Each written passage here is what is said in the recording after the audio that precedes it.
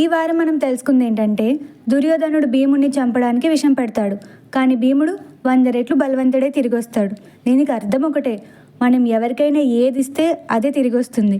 మంచైనా చెడైనా దాన్నే కర్మఫలం అంటారు. ఇక అర్జునుడిది అద్భుతమైన దృష్టి, అంటే ఫోకస్. ఒక లక్ష్యం పెట్టుకుంటే కేవలం అదే గుర్తుకు రావాలి, అంతేగాని చుట్టూ ఉన్న అవధులు, పరిస్థితులు, పనికిరాని విషయాలు కాదు. అప్పుడే కదా లక్ష్యాన్ని సాధించగలరు. ఇప్పుడు ఏకలవ్యుడు గురువు వద్దన్నాడు కదా అని అతను ఆగిపోలేదు. కేవలం అతని విగ్రహం పెట్టుకునే ఎన్నో గొప్ప విద్యలు నేర్చుకున్నాడు. అదే ఏకలవ్యుడు వేలు తెగినా సరే శ్రేష్ఠ ధనుర్ధార్ అయ్యాడు. గట్టిగా అనుకుంటే సాధించలేనిది ఏమీ ఉండదు. మన ప్రయత్నమే డిసైడ్ చేస్తుంది. ఎంత నేర్చుకుని ఏం లాభం? భగవంతుడి చేతిలోనే చనిపోతాడు.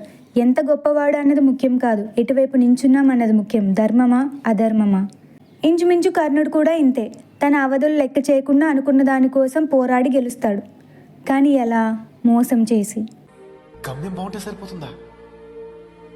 ప్రయాణం బాగోతా? అందుకే సాధించిన దానికి అర్థం లేకుండా పోతుంది. ఇక నెక్స్ట్ నుండి అసలైన మహాభారతం స్టార్ట్ అవుతుంది. Follow for next part.